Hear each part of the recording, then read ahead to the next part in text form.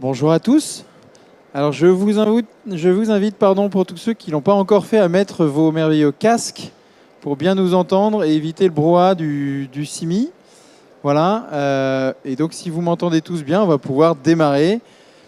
On est ravis de vous avoir devant nous et de pouvoir partager et consacrer 1 heure à un sujet moi, qui me passionne, alors qui est un sujet qui est une source d'inquiétude parfois, hein, l'adaptation climatique, les effets du changement climatique, mais qui est un sujet en tout cas qui est devant nous et qui mérite qu'on en discute et qui mérite qu'on s'y prépare. J'ai beaucoup de chance ce matin puisque j'ai un panel d'intervenants de grande qualité qui vont nous aider à voilà, échanger des points de vue et à partager sur ce sujet. Dans le désordre de la table, Anne-Claire Barbery, qui est directrice de la RSE et de l'innovation chez Perial. Juliette Lefébure, qui est la directrice générale de l'Observatoire de l'immobilier durable. Patrick Guilleneuf, qui sera notre premier Patrick du jour, qui est directeur technique de l'ingénierie et de la prévention et à la direction de la construction d'AXA Entreprises. Francis Claude, qui est enseignant-chercheur et titulaire d'une chaire de recherche Sustainable Buildings for the Future, qui est portée par Socotec et le STP. Et puis Patrick Buquet, notre Patrick chez Socotec, qui est responsable du développement des sujets de biodiversité, eau et aménagement, et qui a aussi un rôle de référent national sur l'eau et les inondations. Voilà, vous comprenez le lien avec le sujet. Donc tout ça chez Socotec. Voilà, quant à moi, je dirige le développement chez Socotec Construction et Immobilier. J'ai donc la grande joie de pouvoir travailler sur des sujets nouveaux ou en tout cas en forte évolution, comme celui de la résilience climatique, comme celui de l'adaptation des bâtiments au changement climatique. Et je vais rapidement passer la parole à Patrick, à qui j'ai demandé de nous rendre un service et de nous donner un point de vue qui est souvent un point de vue qu'on recherche, qui est celui des assureurs, point de vue macro, sur ce sujet de l'adaptation climatique. Quels sont les risques et comment on les appréhende. Et je vous partage la zapette. Bonjour à tous, vous m'entendez ? Voilà. Donc le point de vue de l'assureur, on a une vision, l'assureur a une vision en étudiant le passé et en essayant de regarder un petit peu quelles sont les tendances du futur pour essayer de prévoir un petit peu ce qui va se passer. Alors, première vision, les 30 dernières années, on s'aperçoit, de façon très très macro, qu'on a une accélération des phénomènes dits exceptionnels. Alors, le grand pic que vous voyez au milieu du graphique, c'est la tempête de 99, qui était une tempête de très forte intensité. Après, on s'aperçoit qu'il y a une augmentation de la fréquence de ces phénomènes exceptionnels, alors pas des pics aussi importants que Lothar et Martin de 99, mais qui restent quand même des événements qui sortent de l'ordinaire. L'étude s'arrête en 2020. Si on regardait plus récemment, on s'apercevrait qu'en 2023-2024, il y a un événement qui était très long, 6 mois de pluie sur une grande partie de la France, qui est considéré aussi comme un événement exceptionnel. Donc on s'aperçoit que sur ces événements, il y a une augmentation de la charge globale, les moyennes, donc vous voyez les petits traits pointillés rouges, et une augmentation de la fréquence, c'est de plus en plus fréquent. Alors ça, c'est la vision du passé. Maintenant, il y a des visions sur ce qui va se passer au point de vue phénomène de sécheresse. Donc c'est la carte de France de gauche. Donc ça, c'est la vision en delta par rapport à ce qu'on constate aujourd'hui. Donc c'est l'augmentation des sécheresses qui sont prévues dans des régions qui ne connaissent pas la sécheresse. On a l'arc méditerranéen qui est habitué à ces sécheresses, mais on s'aperçoit que le centre de la France va être de plus en plus confronté à ça. Même chose pour les inondations, la carte de droite. Il y a des zones, on est habitué à penser à l'arc méditerranéen sur les phénomènes de crues exceptionnelles, des épisodes cévenols, mais en fait on s'aperçoit que le grand est nord-est va être affecté aussi par ces inondations. Donc l'habitat, les ouvrages vont être confrontés à ça. Autre vision, les phénomènes de submersion. L'étude qui avait été faite s'arrêtait en 2020. On s'aperçoit que le nord de la France, ce qui était prévu, est arrivé. Les phénomènes en 2023-2024, où la partie nord de la France, le Nord-Pas-de-Calais, a été inondée, avec des fortes submersions, avec tout ce qu'on a connu. C'est déjà arrivé et ça s'accélérera parce qu'effectivement, les phénomènes climatiques sont de plus en plus importants, violents et fréquents. Alors, la vision qu'on peut avoir sur le coût que ça peut représenter. Alors, le graphique de gauche, c'est la période 90 jusqu'à 2020. Donc les 30 dernières années, on s'aperçoit qu'on avait 42 millions de charges pour les assureurs, la charge climatique.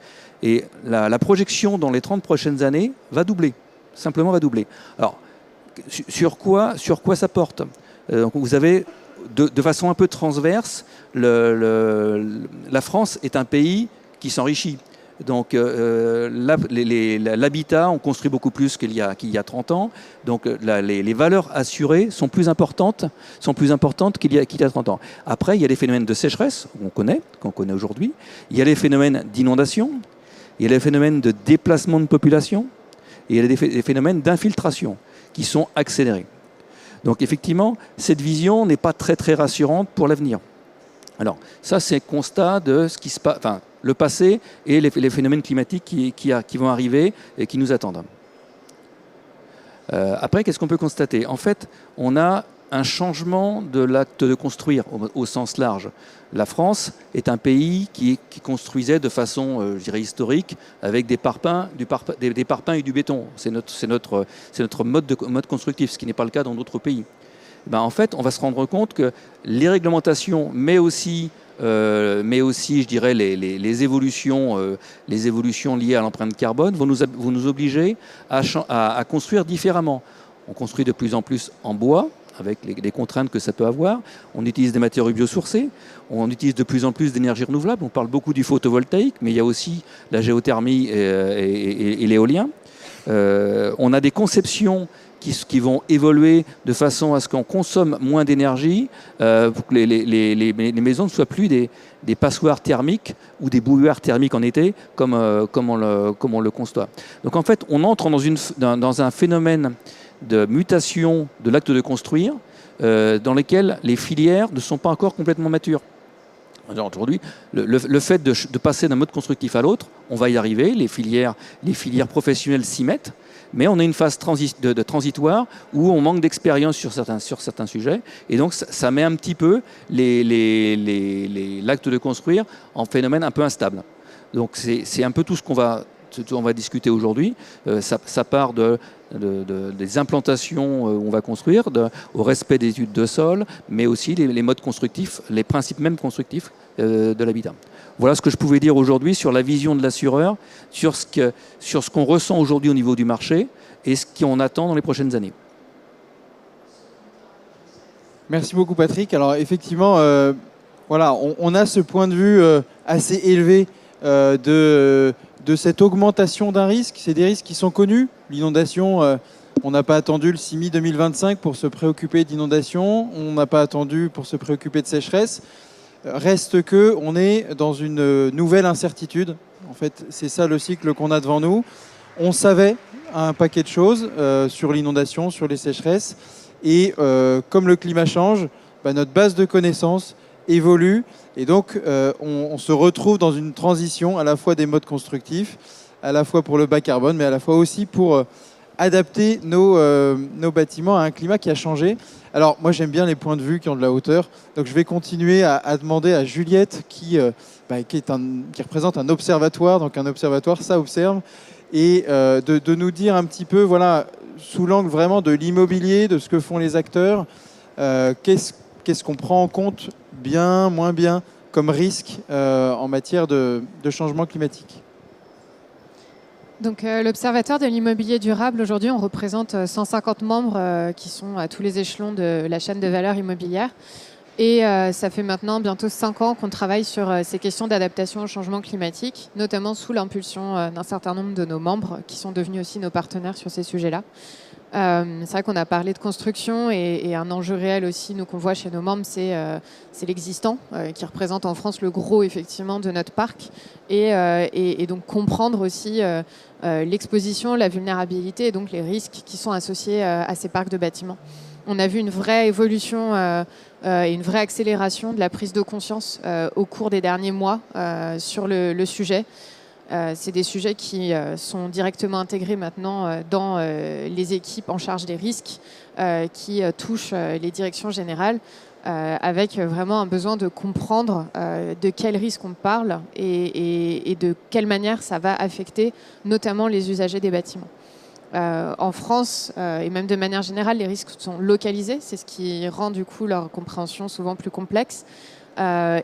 Aujourd'hui, dans les risques sur lesquels on a une connaissance, une compréhension la plus avancée, il y a forcément le risque chaleur, donc les vagues de chaleur associées au réchauffement climatique. On a aussi la partie inondation, qui là va porter des éléments un peu plus complexes, parce que autant on sait bien l'évaluer à l'échelle d'un bâtiment, autant on a aujourd'hui encore une vision un peu parcellaire de la vue à l'échelle justement d'un quartier, et pourtant qui est crucial pour vraiment comprendre si le bâtiment pourra faire face, ou en tout cas est-ce que du coup il pourra continuer de fonctionner en cas de survenance des aléas. Et on a aussi la partie feu de forêt, mais qui est directement liée justement au réchauffement climatique. Sur la partie chaleur, où il y a eu beaucoup de travaux qui ont été effectués dernièrement, il y a une étude qui a été publiée sur justement la trajectoire, avec du coup aujourd'hui l'État français part sur une trajectoire à 4 degrés, donc il y a quand même assez peu d'optimisme par rapport à la trajectoire dans laquelle on se situe. Pour vous donner un ordre de grandeur, à horizon 2100, sur une telle trajectoire, on a 73% des bâtiments en France qui sont fortement ou très fortement exposés. Donc on voit que ça amène de nombreuses questions sur l'habitabilité dans le logement, sur comment permettre du coup à ces bâtiments de fonctionner du coup dans des nouvelles conditions climatiques qu'on ne connaît pas encore aujourd'hui, qu'on ne maîtrise pas encore aujourd'hui. Au-delà de ce sujet, par exemple, on voit qu'en fonction de si on s'intéresse à des bâtiments collectifs ou à des bâtiments individuels, on va avoir aussi d'autres typologies d'aléas qui vont intervenir. Et en ce moment, on a un travail important avec l'ADEME sur la question des retraits gonflements des argiles, qui touche une très grosse partie du coup du parc de maisons individuelles en France, avec là des conséquences sur la structure même des bâtiments. Et donc sur la préservation de la valeur de ces biens pour les individus qui ont acquis ces bâtiments. Et ce qui est intéressant et qui nous, j'en reparlerai après, est une mission importante en tant qu'association, c'est l'enjeu d'asymétrie d'information qui peut exister à l'heure actuelle entre justement par exemple les assureurs qui vont être plus équipés, qui s'intéressent à ces sujets-là de longue date, et justement les propriétaires qui, eux, n'ont pas forcément aujourd'hui tous les outils ou toute la compréhension pour faire face à ces sujets. Et donc, effectivement, plusieurs périls ont été cités, hein, qui n'étaient pas dans l'étude, notamment la chaleur et l'incidence de la chaleur au sein des habitations, mais au sein des immeubles aussi commerciaux, qui est un péril qui n'est pas vu sous le même angle que celui des assureurs. Les dommages ne sont pas directs sur les biens, ils sont plus sur l'usage.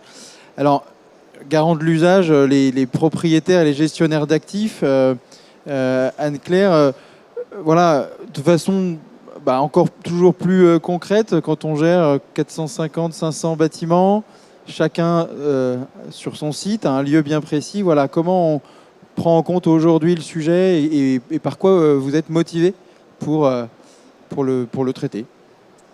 Alors effectivement, chez Perel Asset Management, on gère 450 immeubles qui sont en majorité du bureau, mais pas que. On a aussi du résidentiel géré, des commerces, de l'hôtellerie, principalement en France, mais aussi en Europe. Et nous, ce qui nous motive principalement, c'est déjà de répondre, en tout cas de tenir notre promesse par rapport à nos clients, qui sont à la fois des clients locataires, utilisateurs de ces bâtiments, et des clients plutôt épargnants.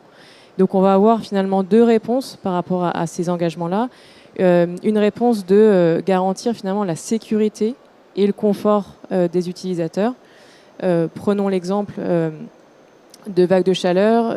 Quand on a 1, 2, 3 vagues de chaleur successives, finalement, on ne peut pas continuer son activité. Donc, on met en péril aussi l'activité potentiellement des locataires.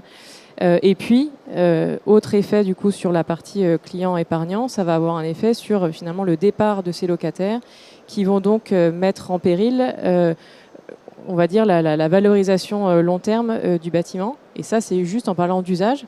Évidemment, on va aussi anticiper tous les impacts, on va dire physiques que ces aléas peuvent générer sur les bâtiments pour donc du coup éviter la perte de valeur sur ce patrimoine. Donc finalement, pour résumer, c'est à la fois garantir la sécurité et la pérennité des activités des locataires et enfin maintenir la valeur de l'immobilier. Ça, c'est nos principales motivations. Et puis, comment on y arrive on utilise aussi les outils proposés par l'Observatoire de l'immobilier durable, qui sont des outils qui nous permettent d'embrasser finalement cette pluralité de bâtiments et à l'échelle européenne. Donc pour nous, c'est très important d'avoir cette analyse-là. Mais ça ne se fait pas que à travers une cartographie. Il y a ensuite évidemment un passage à l'action. Et ces actions ne sont pas uniquement des travaux. On a fait le choix aussi évidemment, ça nous a paru indispensable, de mettre en mouvement toute la chaîne, c'est-à-dire en particulier nos property managers qui sont clés dans le dispositif, où on a mis en place des procédures qui permettent de gérer tous ces aléas, savoir comment ça s'applique sur chacun des bâtiments, comment on fait pour communiquer avec le locataire, est-ce qu'on communique de la même façon avec un locataire de bureau ou un locataire plutôt établissement de santé. Donc voilà, c'est un peu toutes ces questions-là qu'on traite. Et aujourd'hui, voilà, c'est typiquement sur le sujet de la résilience climatique, c'est une des thématiques qu'on traite au sein de notre stratégie d'investissement responsable. Et on a choisi aussi d'adosser cette thématique à un de nos fonds, qui est Pearl Opportunity Europe, qui porte cet objectif plus fortement que les autres, et donc qui a déjà réalisé un certain nombre d'audits et d'actions pour améliorer cette résilience climatique. Et donc la pratique de Jusqu'au Property Manager, si on a bien compris, va évoluer à votre demande, globalement. Si on continue à s'interroger sur l'incidence sur les praticiens, Patrick Buquet, tu es un praticien des analyses environnementales en tout genre, je dirais, sur les sites.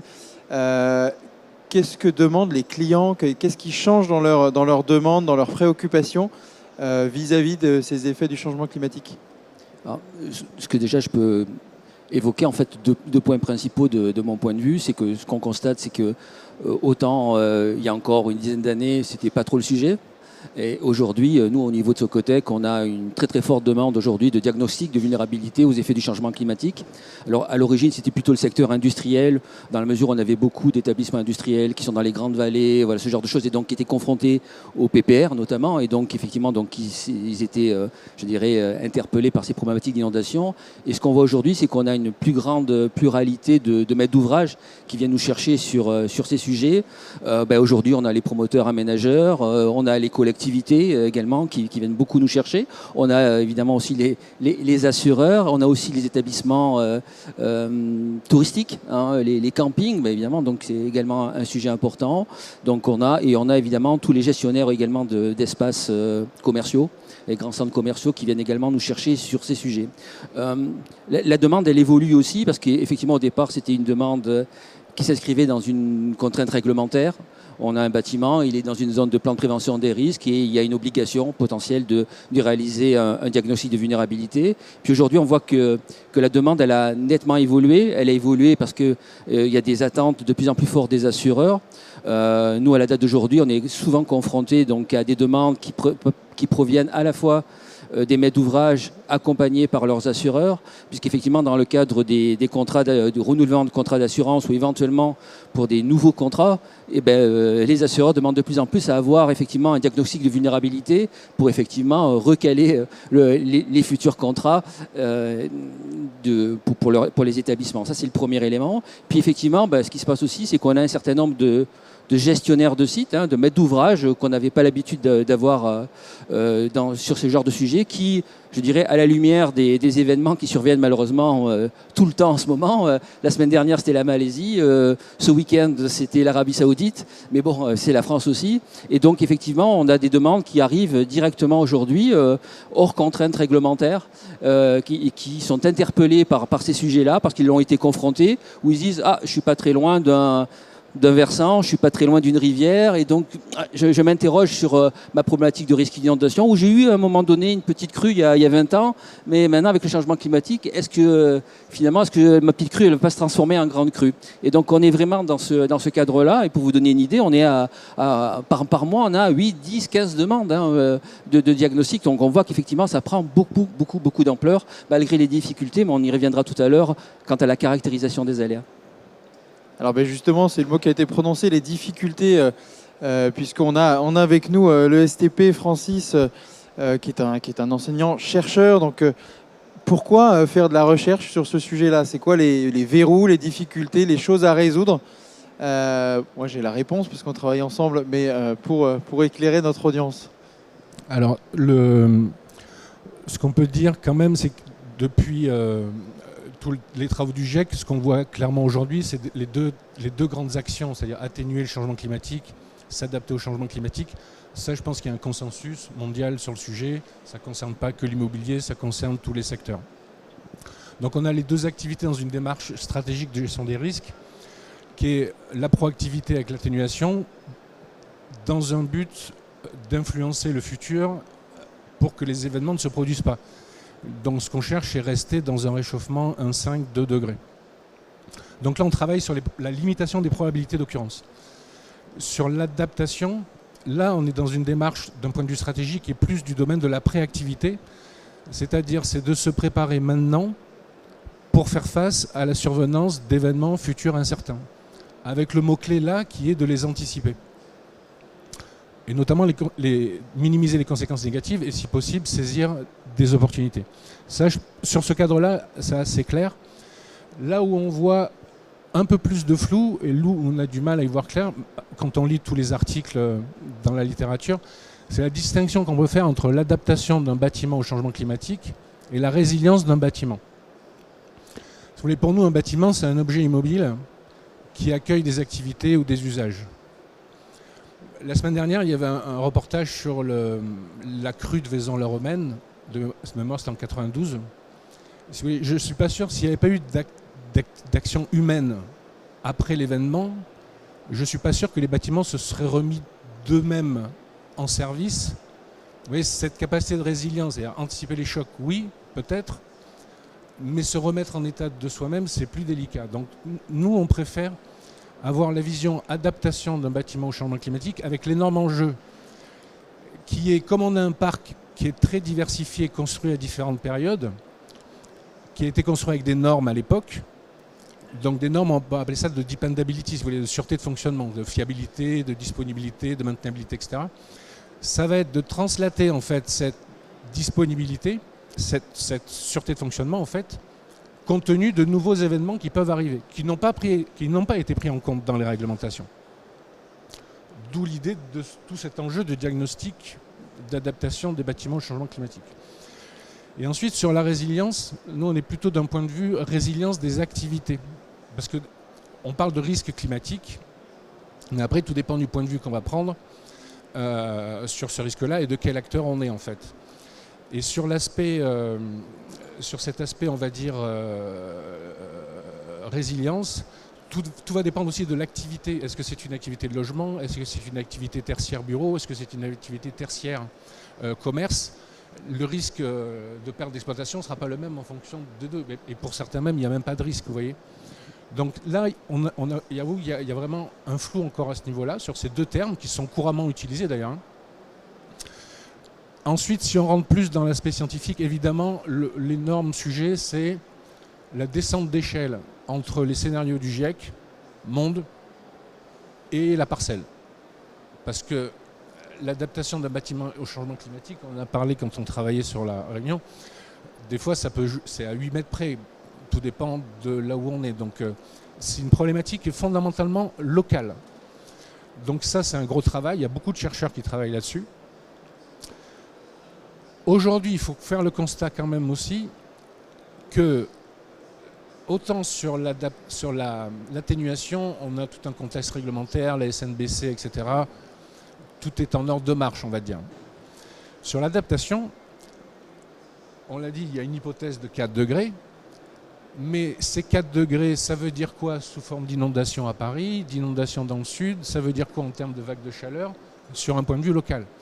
Aujourd'hui, l'administration centrale, d'après nos informations, travaille sur la mise en œuvre de directives de façon à ce que les PPRI puissent prendre en compte le changement climatique, notamment pour les inondations, demain matin.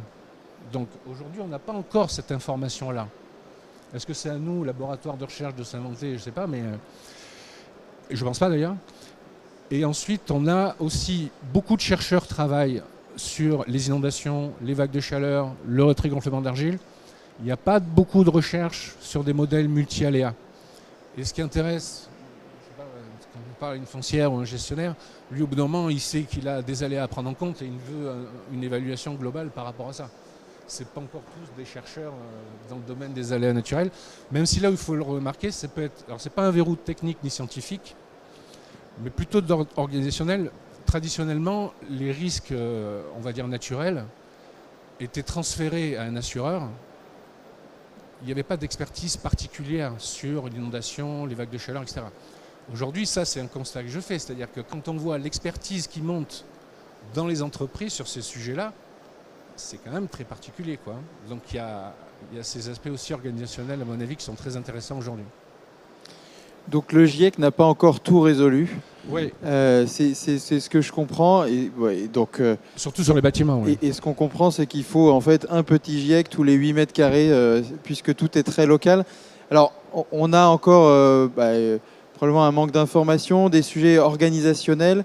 Alors du coup, Anne-Claire je trouve nous donner un motif d'espoir, c'est que les solutions ne sont pas que des travaux, sont parfois des actes de gestion qui paraissent plus simples ou en tout cas moins gourmands en CAPEX.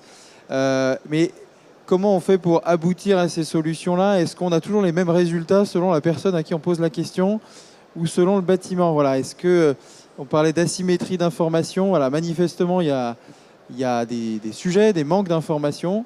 Est-ce que c'est quoi ta vision aujourd'hui sur les disparités d'analyse?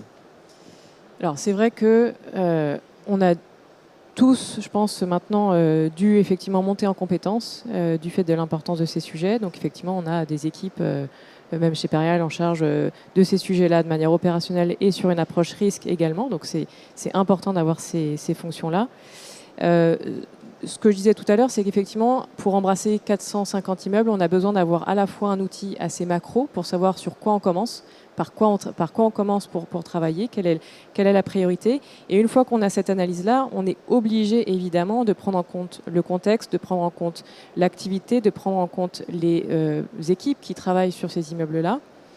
Et donc, on fait appel aussi à un auditeur, en l'occurrence c'est Résalliance, qui nous accompagne sur des audits immeuble par immeuble, et qui, effectivement, nous permet de comprendre, déjà, de refaire une analyse plus micro. Et effectivement, on peut avoir des écarts d'analyse et des écarts de résultats qui font que parfois certains aléas, vus d'une manière très macro, sont jugés à un certain niveau. Et quand on analyse plus finement, ce niveau évolue. Ce niveau n'est pas le même. C'est pas grave, ça nous permet quand même de travailler le sujet. Et ensuite, suite à cet audit-là, on a un panel d'actions à notre disposition qui sont plus ou moins élevées et plus ou moins complexes en termes de technicité et de coûts, qui vont permettre de réduire des niveaux de risque associés à ces aléas-là, à un ou plusieurs aléas. Et on a déjà réussi à travailler sur des actions qui sont assez peu coûteuses, au-delà des actions purement organisationnelles, et de mettre en mouvement aussi les équipes sur place, les property managers, j'en ai parlé, les équipes techniques notamment. Mais c'est vrai que ça peut être un problème en se disant on pense pouvoir maîtriser ce patrimoine complet, et finalement quand on va dans un niveau de détail plus fin, on voit qu'il y a des écarts d'analyse, et donc peut-être finalement on n'est pas au bon endroit, que peut-être que les priorités sont un tout petit peu différentes. Nous, ça ne nous semble pas grave dans l'absolu, ça nous permet quand même d'avancer. Mais c'est vrai que ça peut être un frein finalement à la massification en fait, de l'utilisation de solutions. Finalement, on voit que la photo qu'on a au début n'est pas exactement celle qu'on a à la fin. Voilà. J'allais dire un peu comme certaines perspectives d'architectes du PC à la réalisation. Alors effectivement, on a quand on zoome, on fait des constats. On découvre des sujets qu'on n'avait pas anticipés. Peut-être même quand on reste à une échelle macro, il peut y avoir des écarts d'approche, des écarts de sources de données utilisées, etc. Alors, je me tourne vers Juliette qui a pris le micro pour cette question voilà, un peu la même question finalement. Qu'est-ce qu'on observe, qu'est-ce qu'on constate comme disparité d'outils, de pratiques, de méthodes sur le marché qui pourrait être préjudiciable effectivement à cette massification en fait, qui est la raison pour laquelle on est là, c'est-à-dire de sensibiliser et d'aider à ce passage à l'action. Oui, on l'a dit, la question du risque climatique, c'est pas un sujet nouveau. Sauf que jusque-là, on l'abordait de manière rétrospective. Et donc, on avait, tout le monde s'accordait, on avait les mêmes informations. C'était des données factuelles sur des événements passés avec des impacts connus, etc. Ce qui est nouveau aujourd'hui, c'est qu'on s'intéresse à un risque prospectif, avec, on l'a dit, de nombreuses incertitudes sur dans quel scénario climatique on va se trouver, quelle va être réellement la conséquence de ces scénarios. Donc on a des travaux aujourd'hui de plus en plus poussés qui permettent une certaine forme d'interprétation, mais qui ont aussi leurs limites. Et donc on voit en fait une démultiplication aujourd'hui des outils à disposition des professionnels pour pouvoir identifier ces risques, comprendre, étant donné la localisation de leurs actifs, à quels aléas ils vont être exposés, dans quelle ampleur, et progressivement aussi aller vers la compréhension de la vulnérabilité des bâtiments, c'est-à-dire, étant donné leurs caractéristiques techniques, de quelle manière ou sont-ils préparés pour faire face à ces aléas. Mais on voit aujourd'hui qu'il n'y a pas de référentiel commun, c'est-à-dire que chacun va construire ses référentiels avec des disparités, par exemple en termes de granularité de l'information et parfois il va y avoir aussi un manque de transparence, ce qui amène une certaine confusion sur le marché, notamment quand on se place au niveau des investisseurs qui vont demander du coup d'avoir de la visibilité sur les risques au sein des portefeuilles et en fonction du coup du gestionnaire qui va leur répondre, s'ils n'utilisent pas le même outil, finalement il n'y aura pas de comparabilité dans les résultats. Donc ça c'est la vraie problématique actuelle. Nous, à l'OID, tous les travaux qu'on fait sont justement open source pour cette raison, pour commencer à amener justement une connaissance partagée au niveau du secteur. Mais il y a vraiment un travail de filière qu'on souhaite opérer pour justement amener à réduire du coup cette disparité et permettre au secteur de converger avec des outils et une compréhension commune. Et on apprécie beaucoup cette transparence et tous ces outils. Pour continuer à creuser ce sujet des disparités, est-ce que Patrick Buquet pourrait nous illustrer ça sur un sujet qui revient? On a vu peut-être le principal péril ou un des principaux périls qui est l'inondation. Voilà, comment on constate un manque d'information, dont parlait Juliette. Effectivement, on a de l'information passée, puis c'est difficile de se projeter dans l'avenir. Et puis quels sont les choix sur le terrain qu'on doit faire pour tenir compte de ce manque pour pallier ce manque d'information finalement, et qui ferait l'objet du coup de méthodes différentes d'un auditeur à un autre. Oui, alors effectivement, donc, établir un diagnostic de vulnérabilité aujourd'hui, que ce soit pour les inondations ou pour d'autres types de risques naturels physiques, c'est quand même relativement compliqué.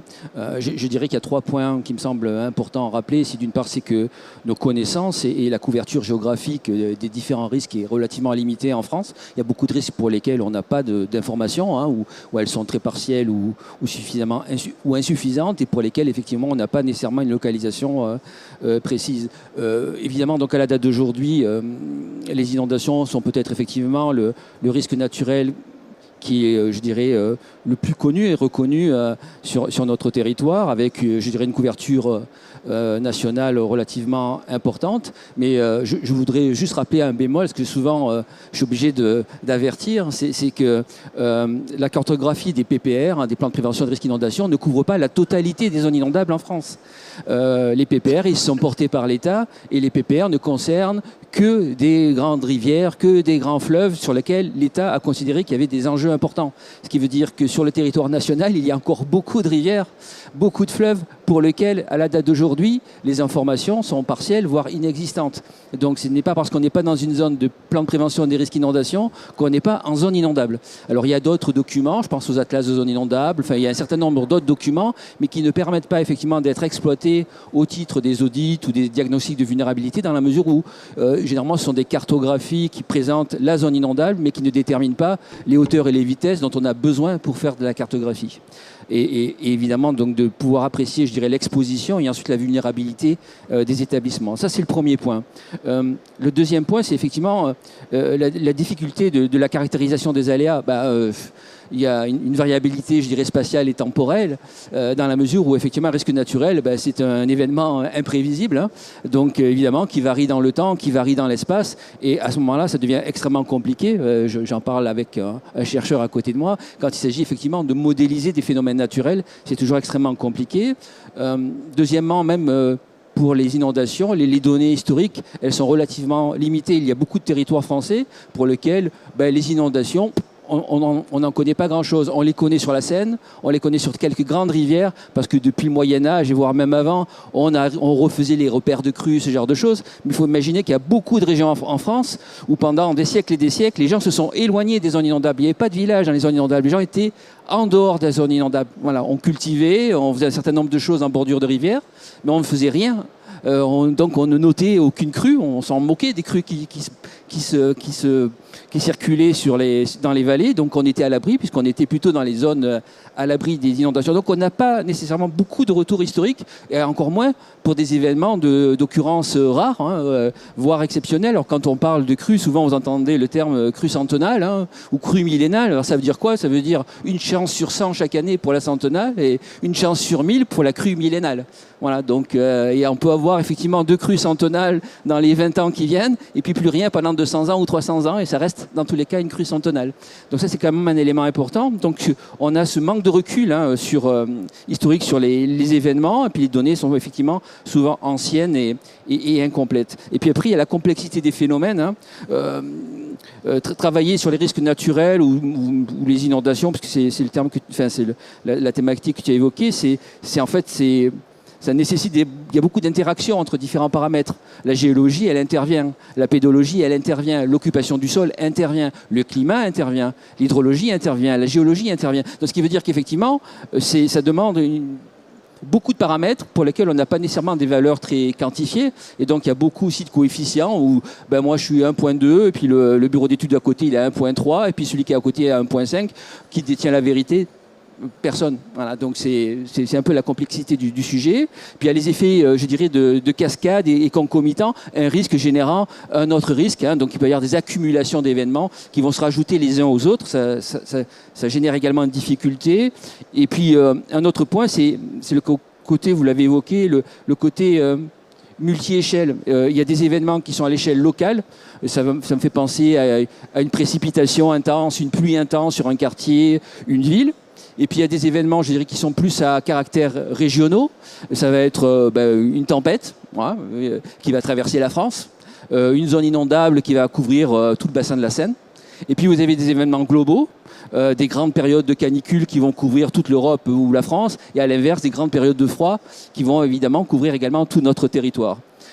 Et enfin, le troisième point, c'est cette notion d'incertitude des effets attendus du changement climatique. Rappelez que ce dont on est, entre guillemets, certain, c'est la modification des probabilités d'occurrence. Francis l'a évoqué. C'est aussi l'apparition de nouvelles intensités qu'on n'avait pas imaginées.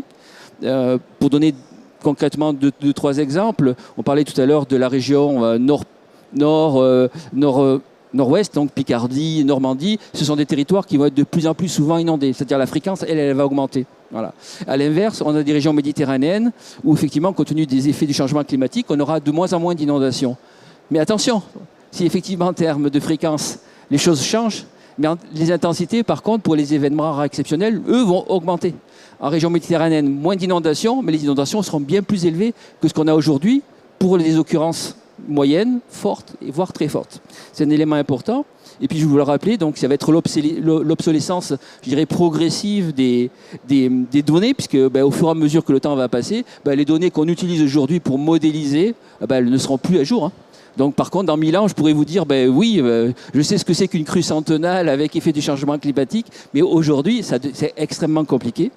Et puis, effectivement, Francis l'a évoqué, ça sera mon dernier point, c'est qu'en fait, les modélisations à la date d'aujourd'hui sur le climat, elles ne permettent pas de travailler à l'échelle d'un bâtiment.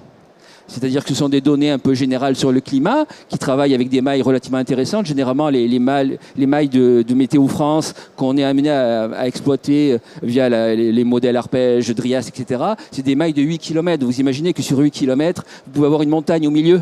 Donc, évidemment, si vous êtes en bas de la montagne ou au milieu de la montagne, ou si vous êtes à Ladré ou à Lubac, les effets du climat ne sont pas les mêmes, mais on a une valeur moyenne.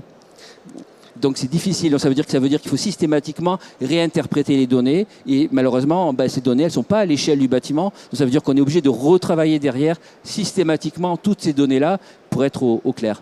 Voilà. Alors, on n'avance pas, enfin on continue le constat de nos incertitudes voilà, on l'a mentionné, il nous manque des données, on aurait besoin d'un cadre aussi pour normaliser un petit peu ou uniformiser les choses. Alors souvent, les gens dont on attend un cadre, ça peut être nos assureurs qui nous demandent un certain nombre de choses et en général, on aime bien les respecter. Est-ce que, voilà, chez AXA, il y a des directives qui sont données, qui évoluent aussi un petit peu pour faciliter cette prise en compte de façon uniforme? Le rôle de l'assureur est d'accompagner et de protéger. En fait, donc nos actions, elles sont, je dirais, multiples. Donc, on parlait des occurrences. Déjà, dans un premier temps, les événements climatiques, nous, on les modélisait avec une fréquence de 8 à 10 ans. Vu ce qui s'est passé ces dernières années, on est en train de recalculer nos tarifs, nos tarifications en construction tous les 4 à 5 ans. Parce qu'effectivement, on s'est rendu compte que cette fréquence, elle augmentait. Mais déjà, au niveau macro, on le constate tous, chacun au niveau de notre multirisque habitation, notre contrat auto, la cotisation catastrophe naturelle a augmenté. Au 1er janvier 2025, en dommages, elle est passée de 12 à 20%. Et ça, c'est une utilisation des risques. Donc ça c'est du côté financier et modélisation. L'autre accompagnement, on est en prévention. En fait, les normes ont changé, par exemple, sur les études de sol pour les sujets d'argile. Pour les fondations superficielles, il y a eu une demande au niveau des TU de la G2 Pro en 2019. C'est pas une obligation légale, c'était la norme. Mais en fait, les assureurs ont généralisé cette demande sous forme de prévention, parce qu'en fait, on protège le particulier au niveau de sa maison de façon à ce que ce soit bien construit. Et dernier point, on accompagne aussi au cas par cas quand il y a des solutions innovantes qui peuvent amener des solutions. Donc en fait, on est multivectoriel sur ce sujet-là. Et donc il y a certaines pratiques, certaines méthodes qui sont de plus en plus demandées, qui étaient d'application volontaire et que vous recommandez un peu plus fortement. Concernant la G2 Pro, par exemple, sur les fondations superficielles, je dirais le marché de l'assurance, pas seulement AXA, aujourd'hui, dès qu'il y a une assurance dommage-ouvrage, elle est imposée. Elle est imposée parce qu'on connaît trop derrière les conséquences que ça peut avoir et donc ça moralise un peu le risque. On évite, c'est un petit surcoût au niveau de l'acte de construire, mais ça moralise le risque derrière, ça évite les fissures qui sont les risques d'intensité en construction. Donc un début de consensus de place sur une nouvelle pratique ou une systématisation d'une pratique. Alors, bon, ce défaut de pratique commune à large échelle et un peu systématique qu'on évoque un peu en creux depuis tout à l'heure, voilà, nous font dire que peut-être il faudrait normaliser un peu tout ça, ou en tout cas proposer des approches un peu systématiques pour prévenir ce risque de l'adaptation climatique, enfin ce risque climatique. Francis, toi qui lis beaucoup et qui te renseigne beaucoup sur ce qui existe, qu'est-ce qu'on pourrait chercher à standardiser ou à systématiser et à fournir à la place immobilière pour arriver à cette convergence-là dont on pense qu'on a besoin. Alors, vous savez, comme tu l'as dit, on lit beaucoup. Et avant d'essayer de résoudre un problème, en général, en recherche, on commence toujours par un état de l'art. Scientifique, normatif, littérature grise, etc. Pour vous donner un ordre d'idée, aujourd'hui, dans ce qu'on a recensé, on a identifié 3 grands clusters d'organisations qui ont essayé de répondre à cette question-là, sous l'angle de l'adaptation, pas forcément atténuation, etc. Donc il y a un gros cluster qui est tout ce qui est plateforme, outils, pilotage, un autre qui est plutôt conseil d'ordre stratégique et d'ingénierie, et un autre cluster qui est fournisseur de données et outils de connaissance sur les risques physiques. Je compte le nombre de lignes du fichier Excel, il y en a 179. Ah. Et là on se dit, mais... Qui cherche à apporter des solutions d'évaluation, quoi. C'est ça. Mais c'est sûr, chacune avec un point de vue, etc. Donc, nous, l'interrogation, en fait, c'est parce que si on se dit là, la question, c'est quoi un bâtiment adapté au changement climatique, si on essaie de répondre là tous ensemble, je ne suis pas sûr qu'il y ait en une phrase, on sort le sujet. C'est comme qu'est-ce qu'un risque assurable, hein. C'est le résumé en une phrase, c'est assez difficile.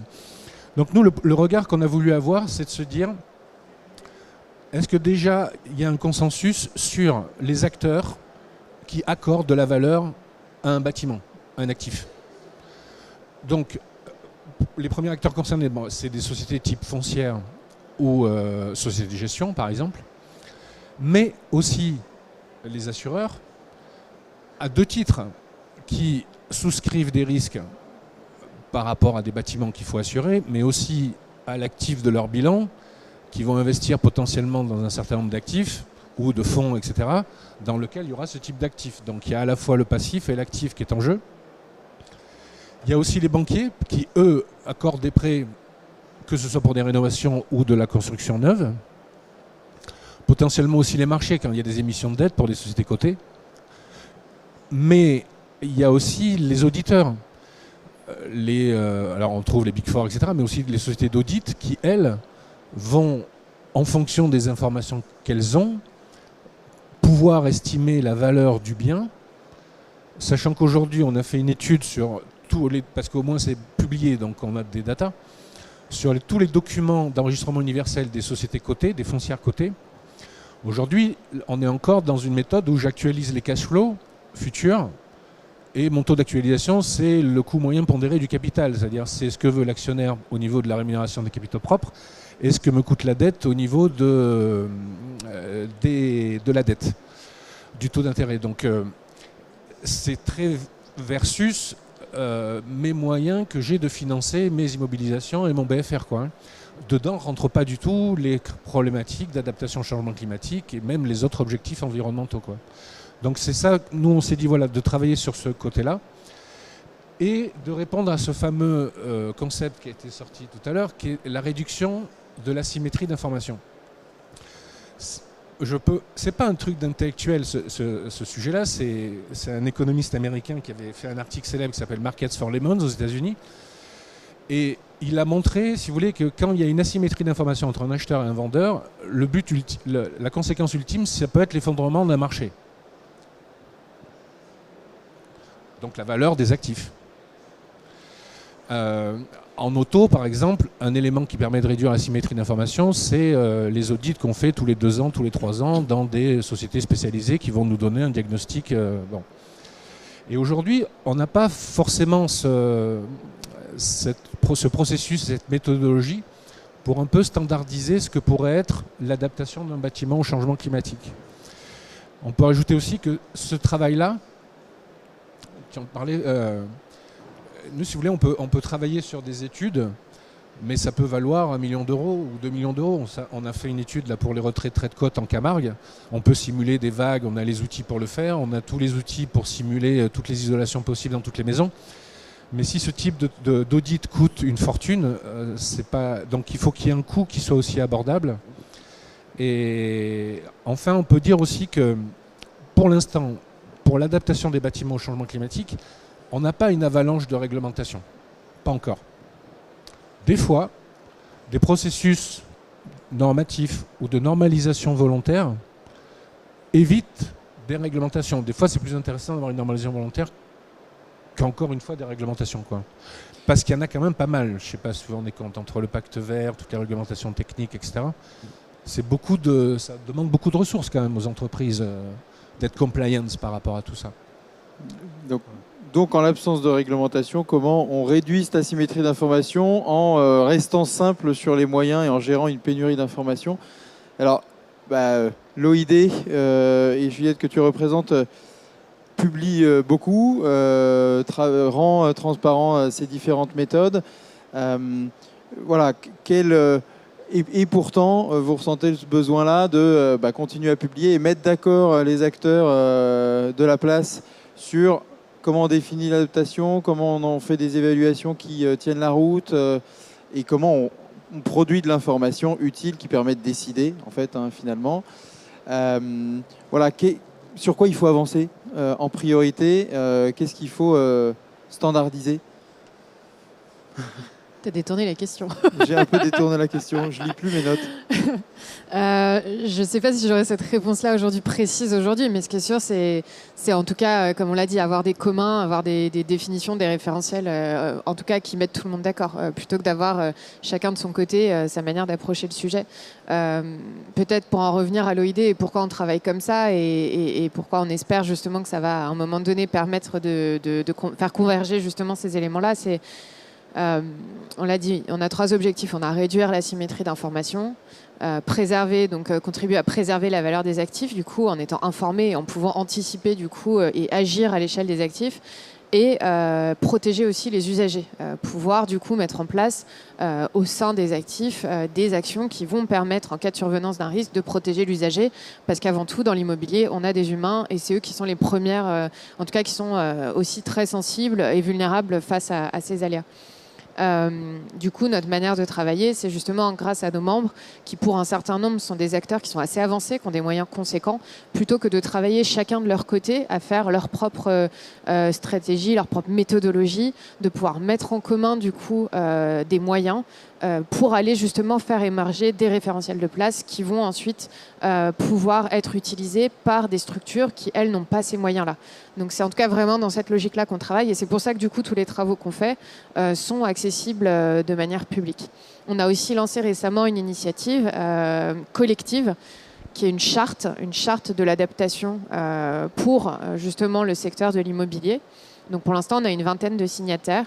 Et là, la logique est la même. C'est vraiment de mettre en commun des expériences, de pouvoir partager entre pairs. Notamment, là, ce sont des structures qui, justement, ont déjà pris des engagements à avancer sur ces sujets-là, qui ont déjà commencé, en fait, à comprendre ces risques, à mettre en place des stratégies, des plans d'action, de pouvoir en tirer du coup ces retours d'expérience pour les mettre à disposition plus largement de la filière, pour apporter des recommandations sur justement quand on a une analyse de risque disponible, qu'est-ce qu'on en fait? Comment, justement, si on a plusieurs aléas, plusieurs occurrences, comment on priorise? Quel seuil on se donne pour se dire justement par où je commence?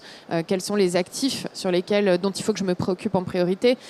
Comment, justement, quand on fait des audits, quel cadre on va pouvoir se donner commun? Quelles sont les bonnes pratiques pour pouvoir uniformiser aussi justement ce que chaque auditeur ou cabinet d'experts va pouvoir nous apporter. Donc en tout cas, voilà, l'objectif c'est ça, c'est de se dire on est un collectif, certes il y a des logiques individuelles, mais il y a vraiment un enjeu à avancer ensemble et à partager du coup ces expériences. Alors, moi j'aime beaucoup toujours quand Juliette rappelle ces ambitions-là, parce qu'on a fait le constat il y a quelques mois maintenant qu'on avait les mêmes en travaillant avec Francis, se dire...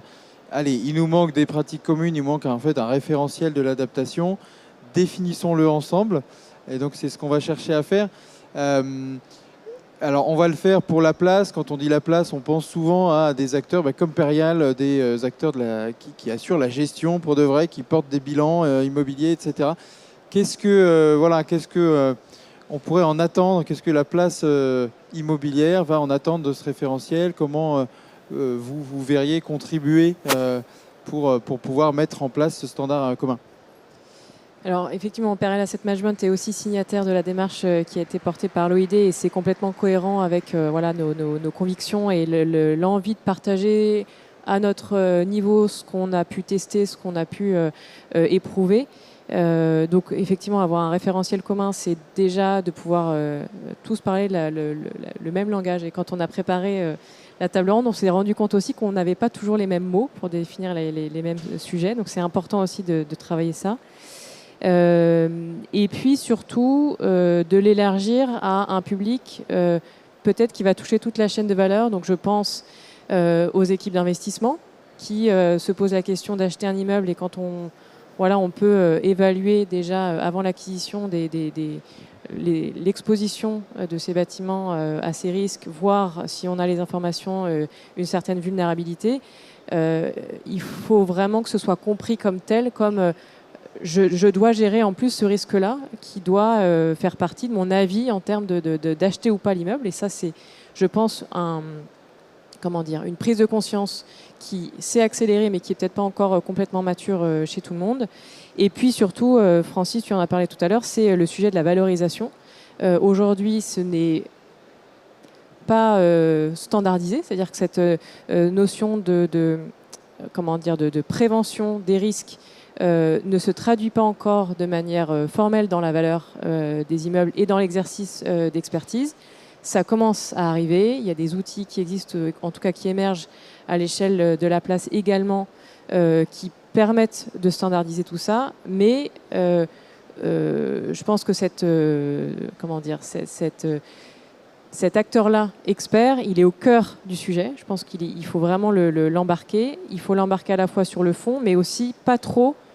Enfin, il faut pouvoir lui expliquer les choses pour son métier. Voilà, donc c'est comment je passe d'aléa à des euros. Voilà, et je pense que ce standard peut y participer. Passer d'aléa à des euros, c'est le métier des assureurs, à peu près. Donc voilà, comment une standardisation peut influer aussi sur des pratiques de primes d'assurance ou de dispositifs contractuels avec des assurés. Et puis on finira avec cette réponse-là pour pouvoir prendre quelques questions à la fin, parce qu'on a été long. En fait, les modifications techniques, je dirais, en dehors de toute réglementation, les innovations, aujourd'hui, on va les traiter au cas par cas. On a des équipes d'ingénierie qui peuvent accompagner des solutions nouvelles. Donc nous, on essaye d'évaluer le risque, la façon dont le risque est maîtrisé sur cette nouvelle solution. Et derrière, on fait des calculs de probabilité pour savoir un petit peu le coût que ça représente en termes d'assurance, l'économie que ça peut faire, donc les tarifs, les améliorations de tarifs. Donc on essaye de raisonner l'introduction de nouvelles technologies, de nouvelles techniques et d'innovation dans un écosystème. Ok. Merci beaucoup à tous. Je vais, même si on m'interdit de le faire, est-ce qu'il y a des questions dans la salle pour nos intervenants qui auront après peut-être le loisir de donner un mot de la fin, où on a été absolument hyper clair. Donc tout le monde repart de la pièce avec une définition claire de l'adaptation des bâtiments. Francis n'a pas osé la question, mais... Oui, bonjour. Juste une rapide question. Il a été question d'une standardisation commune quelque part pour échapper aussi à une normalisation peut-être par les pouvoirs publics qui pourraient aussi imposer d'autres contraintes, donc peut-être se mettre d'accord sur des référentiels communs. Ma question c'est plus, est-ce qu'il y a aussi des règles d'aujourd'hui qui freinent l'adaptation?